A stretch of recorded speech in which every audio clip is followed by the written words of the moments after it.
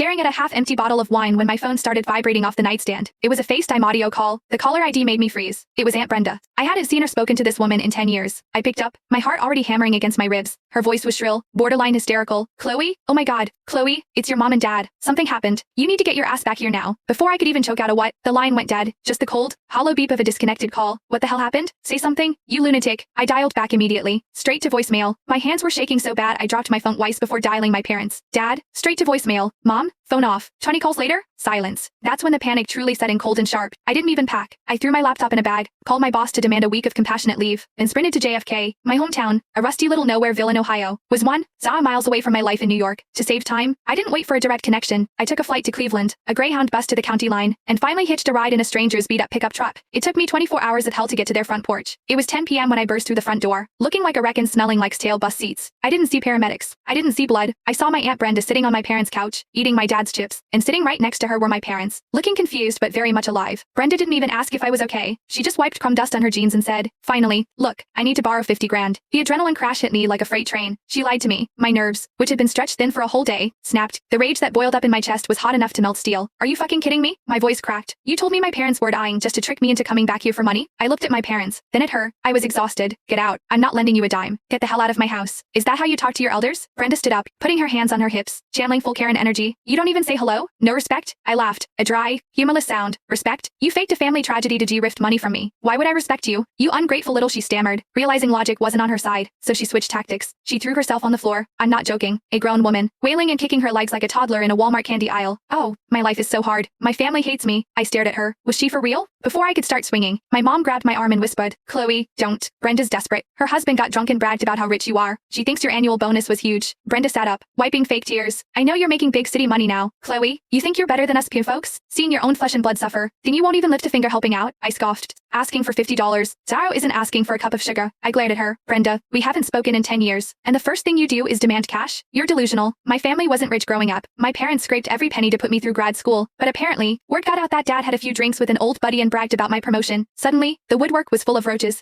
People I barely knew were showing up asking for loans or trying to set me up with their loser nephews. Brenda took the cake. Faking a death? That's next level psycho. Dad, ever the peacemaker, tried to smooth things over. Brenda, it's not that we don't want to help, but Chloe is saving for a condo. Brenda's jaw dropped. A condo? A girl buying a house? That's the stupidest shit I've ever heard. People will laugh their asses off. That's truck a nerve. I pulled my arm away from my mom. Aunt Brenda, I said, voice icy. I make my own money. I spend it how I want. I don't need a lecture from someone who can barely pay her table bill. Brenda sneered, flashing yellow teeth. She turned to my dad, putting on a fake sympathetic face. Hank, I'm just looking out for you. Daughters? They're just money-losing goods. Once you get old, she's gonna run off with some guy and leave you to rot. I cut her off. When I'm settled, I'm moving mom and dad to New York. Their retirement